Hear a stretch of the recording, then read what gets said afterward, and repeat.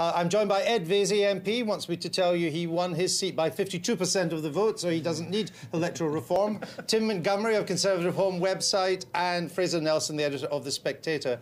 Fraser, let me come to you first. Tell me the mood of the Conservatives as they come out of this campaign and head towards Mr Cameron's statement at 2:30.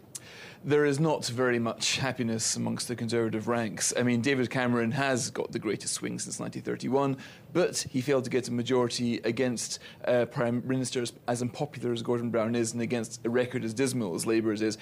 Everybody I speak to says we should have done better, we should have got the majority. The campaign seems to have reduced Tory support rather than increased it, and that the party is looking very weak now, because if there is a second election, and again, most of the Conservatives I speak to think there will be, probably next year, then think what David Cameron will have to do between now and then. Hideously unpopular things, which is going to make it even more difficult to get a majority next time around. Is there a stomach among the Conservatives to do any kind of deal with the Lib Dems? There is none, no. The idea, there's great sensitivity that some parts of the Tory party may want a PR deal which would create this sort of centralising consensus. The parliamentary party doesn't want anything to do with the Lib Dems. They, broadly, if they had a voice right now, and they don't because there is no chairman of the backbench MPs group, if they did, they would be saying, under no circumstances do we do a deal with the Lib Dems. It's got to be a principled minority government heading towards the inevitable second election. Tim Montgomery, is it your sense, with Conservative Home, you have unparalleled lines to the Tory grassroots,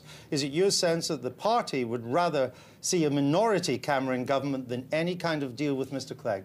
Absolutely, and we put a poll, started a poll of grassroots members this morning, and we've had over 1,500 replies to that survey so far, and we asked them, coalition or minority government, and it's 92% in favour of going alone and not joining the Liberal Democrats. So there are 8% dissidents. There's 8% open to this. It's a divided party.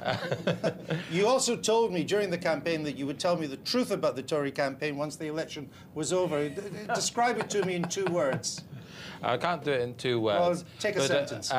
The issue, I think, is that the grassroots wanted a very different campaign from the Tory leadership. And the Tory leadership told us all they knew what they were doing. And we had perhaps our best opportunity in a generation to win an election. And we haven't won that election. And I think what we now need from the Cameron leadership is a much more open kind of leadership, a leadership that listens to the views of the broad cross-section of the party, because the party feels frustrated that the kind of campaign that they would have liked to have seen wasn't offered, and actually it's not been a campaign that succeeded. Ed Vaizey, and because he didn't win the campaign, he has to listen now.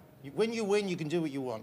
When you don't win, you've got to listen. Well, I think David Cameron's done very well, as you said. He's got this huge swing to the Conservatives, a fantastic result since 1931, and he's taken us to within spitting distance of a majority government. We said throughout that it was a big ask to go from where we are. Should he do a deal with the Liberal Democrats? Well, my view is that a deal is not on the cards, either from Nick Clegg or from David Cameron. I think there will be a minority Conservative government with tacit Lib Dem support. Nick Robinson. My sense here is there are a lot of Conservatives here illustrating the problem and illustrating in the phrase that was used in expenses, they don't get it.